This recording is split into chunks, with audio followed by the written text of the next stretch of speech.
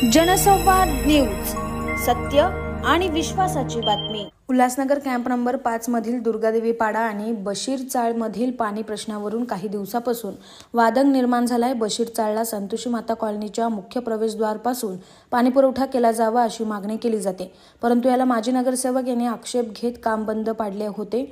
बशीर चाळ, देशमुख चाळ, भागुबाई चाळ, त्रिमूर्ती चाळ आणि जागृती हायस्कूल परिसराला पाणी पुरवठा हा आनंद आश्रय इमारतीसमोर असलेल्या लाईनमधून देण्यात यावा अशी भूमिका प्रधान पाटील यांनी घेतली आहे।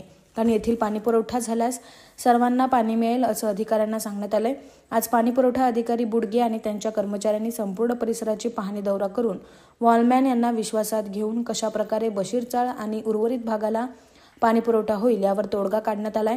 लवकरच आनंद आश्रय इमारतीसमोरून नवीन कलेक्शन जॉईन करून बशीर चाळ आणि उर्वरित भागाला पाणी पुरवठा सुरळीत करण्याचा प्रयत्न अधिकारी करणार असल्याचे बुडगे यांनी सांगितले।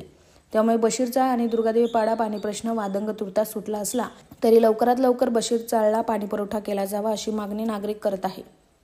मी त्यांना विरोध नाही केला। बशीर चाळ आहे, त्रिमूर्ती चाळ आहे, भागुबाई चाळ आहे, जागृती शाळा परिसर या एरियामध्ये पाणी कसा भेटेल ही भौगोलिक परिस्थिती मला माहिती आहे।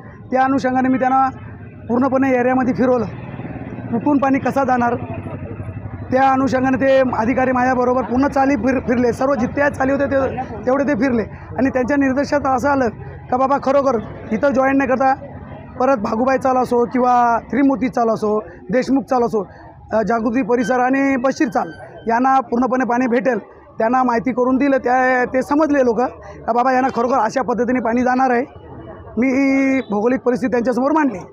अधिकारी काय बोलले? अधिकाऱ्यांनी मला तसं आश्वासन दिलं का बाबा इथून आम्ही ही लाईन जॉईन नाही करता, पुढील जी एक सिम्फोनिया बिल्डिंग आहे त्याच्यासमोरून अक्षय आनंद बिल्डिंग आहे त्याच्यासमोरून आम्ही पाणी त्यांना 4 घंटे वाढवणार।